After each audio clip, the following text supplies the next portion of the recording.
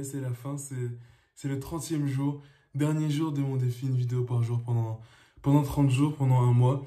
On l'a fait, et c'était pas facile, franchement c'était pas facile. J'ai appris beaucoup de choses pendant ces 30 jours, et bah, aujourd'hui j'ai essayé d'en faire le résumé, ou du moins d'en tirer l'essentiel, le principal.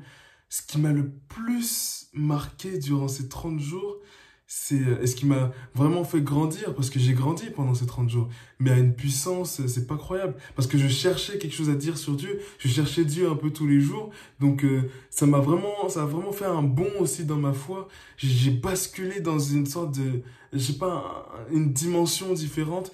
Donc déjà, expliquer Dieu à d'autres personnes tous les jours, ça te fait grandir spirituellement. Et ce que j'ai appris sur la foi chrétienne, et sur la foi, quand on est croyant de manière générale, qu'on soit juif, musulman ou chrétien, euh, le truc, bon, il va y avoir deux, trois points dans cette vidéo, mais le premier point et la première chose qui m'a marqué, c'est que Dieu est vraiment personnel. Je le savais, mais le comprendre et le vivre, là, je l'ai vraiment vécu. C'est ce que Dieu m'a montré, que il s'adapte vraiment à chacune de ses créations, dans le sens où, je m'explique, il trouve vraiment la bonne manière de parler à chacune des oreilles qui composent ce monde. Tu vois, Dieu ne me parle pas de la même manière qu'il parlera à mon voisin ou qu'il parlera à ma mère, à mes parents, à mes frères, à mes sœurs, tu vois, à mes amis. Dieu s'adapte vraiment à notre oreille. Tu vois, pas celle-là, mais notre oreille spirituelle. À quoi est-ce que nous, en tant qu'individus, en quoi est-ce que moi, Constant, je suis sensible? Tu vois, comment est-ce que je comprends les choses? Quelle est ma vision du monde? Et Dieu me parle en accord avec cette vision du monde que j'ai, en accord avec moi-même, et pas ce que je pense être, vraiment en accord avec moi profondément. Donc, il n'aura pas la même manière de me parler, la même manière de m'aider et de m'accompagner dans la vie, dans l'existence sur Terre, qu'il aura avec ma mère, avec mon frère, avec un ami à moi, avec une autre personne. Tu vois? Un exemple. Là, ces derniers jours, c'était l'Ascension, c'était les jours de l'Ascension. Donc c'était la fête de Marie, etc. Et ma mère était beaucoup plus touchée que moi en ce qui concernant la Vierge Marie, tu vois, la chapelle miraculeuse, les lieux d'apparition. Elle est beaucoup plus calée que moi sur ce sujet-là. Et de voir que elle était plus à fond que moi sur ce point-là, j'avoue, ça m'a fait prendre du recul un peu sur la situation. Ça m'a mis un petit coup, mais j'ai compris plus tard que c'est pas parce que moi je ne sais pas ça que je suis forcément à un niveau de foi différent. C'est-à-dire que Dieu parle à ma mère par le biais de la mère du monde, par le biais de la Sainte Vierge Marie. Dieu me parle par un autre biais. Dieu parlera à une autre personne par un autre biais. Tu vois, chacun a sa fréquence audio différente en ce qui concerne Dieu, tu vois. On capte Dieu tous sur une fréquence différente. Et ça, je l'ai compris et je l'ai vécu, je l'ai expérimenté vraiment durant ces 30 jours-là. Et c'est ce qu'il en sort aujourd'hui en 30e jour. C'est un exemple parmi tant d'autres, mais vraiment concernant aussi la prière, c'est vraiment quelque chose de personnel. Comment est-ce que Dieu m'exauce aussi, c'est quelque chose de très personnel. Comment est-ce que Dieu me parle, c'est quelque chose de très personnel. Et vraiment, Dieu est personnel. Le deuxième point, et je vais m'en souvenir parce que je viens de l'oublier, le deuxième point, alors que je m'en souvienne, oui, voilà. Le deuxième point, c'est que parce que Dieu est tellement personnel, alors il n'y aura aucune solution extérieure que tu vas pouvoir appliquer à ta vie. Dans le sens où c'est pas quelque chose, tes solutions pour tes problèmes spirituels ou tes problèmes dans la vie de tous les jours, c'est pas quelque chose que tu vas venir chercher à l'extérieur. C'est vraiment des problèmes spirituels, c'est quelque chose que tu résous à l'intérieur de toi-même. C'est une réponse que tu trouves en toi. Et vraiment, ça aussi, j'ai pu l'expérimenter.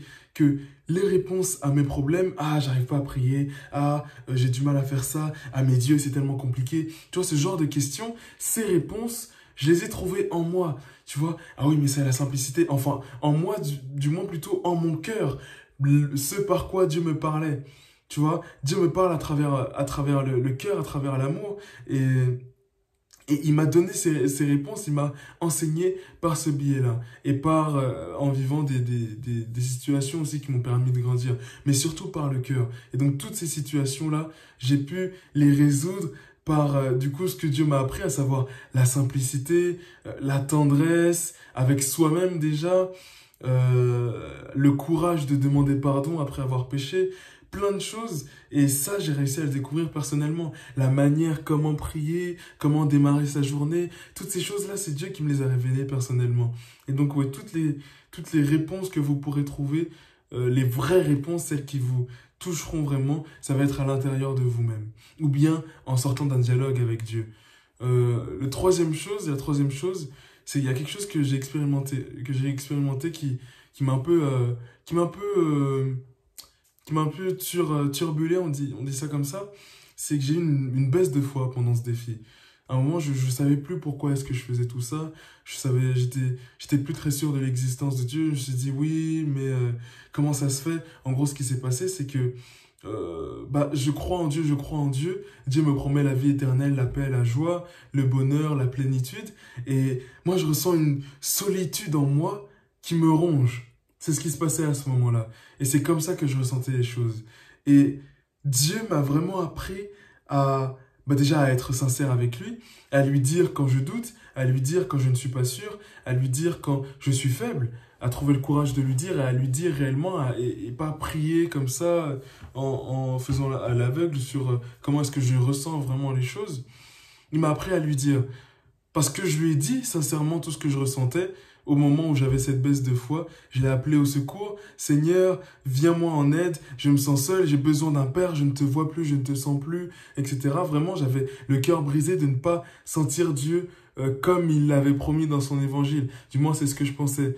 Et puis, quelques jours après, j'ai vraiment senti que Dieu était arrivé dans ma vie, que Dieu me faisait des clins d'œil un peu partout, que Dieu, même dans la prière, c'était quelque chose de différent, tu vois. Donc c'était vraiment, vraiment quelque chose de différent. C'est-à-dire que je suis passé d'une foi cool, une foi bien, à une foi sincère. Une relation sincère avec Dieu, basée sur l'amour, la tendresse et la sincérité. Donc ça aussi, c'est quelque chose que j'ai expérimenté.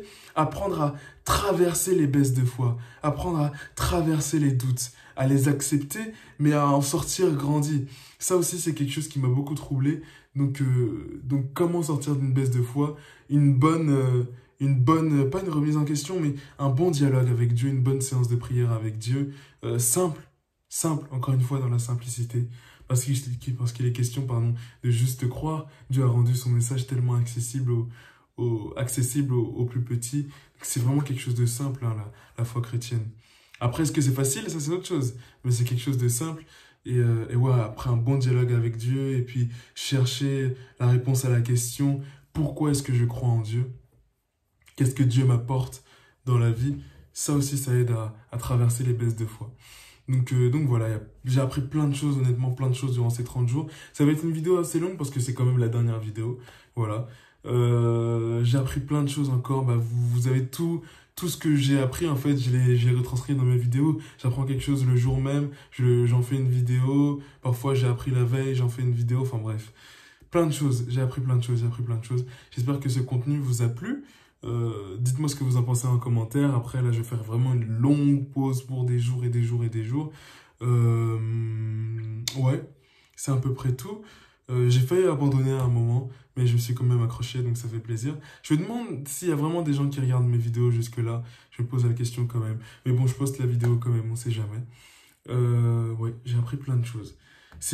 Apprenez à vous défier, à faire des petits défis comme ça et tout sur des choses que vous aimez, pour lesquelles vous êtes passionné. Par exemple, moi, c'est faire des vidéos, surtout parler, en fait, dialoguer. C'est ce qui me passionne. Donc voilà, apprenez à vous défier et tout. Vraiment, ça fait grandir. Ça fait grandir. Honnêtement, moi, ça m'a fait grandir. J'ai appris des choses sur moi-même, sur la foi chrétienne. Et c'était juste génial. Et ouais, c'était juste génial. Donc ça fait vraiment plaisir. J'espère que ce contenu vidéo vous a plu. Écoutez, je vais couper la vidéo là. Hein, parce que je trouve plus grand chose à dire. Enfin si, il y a tellement de choses à dire, mais ce serait tellement mieux dans un dialogue face à face que dans une vidéo comme ça, parce que là, j'ai pas tout qui me vient en tête. Ouais, je vais couper la vidéo là. En tout cas, merci d'avoir regardé cette vidéo, ces vidéos jusqu'au bout. Je vous souhaite une bonne journée, une bonne après-midi, une bonne soirée. Apprenez à vous défier, c'est tout ce que j'ai à dire. Revenir dans l'instant présent aussi, ce sera le quatrième point de cette vidéo.